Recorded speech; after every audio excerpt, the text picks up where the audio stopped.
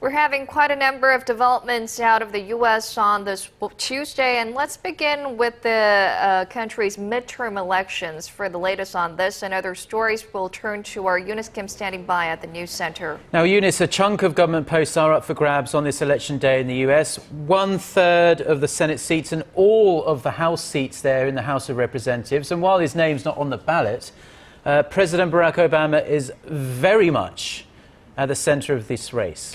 Right, Mark. A lot of people watching on this Tuesday whether Republicans will take the Senate from the Democrats after this midterm election, as many see it as a referendum on President Barack Obama. The polls show we'll see many tight races today, showing the country locked in a deep political divide. Our Connie Lee has the story.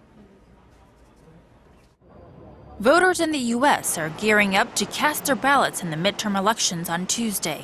It's an election seen as a poll on President Barack Obama. These midterm elections are an up or down vote on President Obama in terms of his stewardship of the economy, what's going on in foreign policy, and also his overall popularity.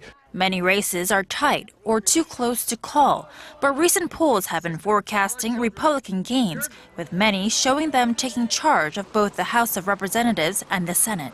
Voters will be electing candidates for all 435 seats in the House and 36 seats in the Senate. If Republicans hold on to their current seats and add 6 more in the House, they will hold a majority and make it a tough final 2 years for the Obama administration. On the issue of the economy, a Pew Research Center poll shows more voters believe the Republicans would do a better job than President Obama. I don't think he's done a good job for what he said, and I don't think he was ever going to do a good job. But there are others who think the president has a decent record. I love him. He's doing all right. It wasn't for him, I wouldn't be where I'm at today. President Obama, supporting Democratic candidates at a rally in Illinois, reminded voters of his administration's achievements. Over the past 4.5 years, our businesses have created more than 10 million new jobs.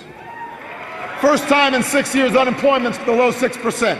Housing market that was reeling is now rebounding. Auto industry that was wheezing is now roaring back. The Ebola crisis and America's involvement in the fight against Islamic State are also factors likely to affect this year's midterms. Connie Lee, Arirang News.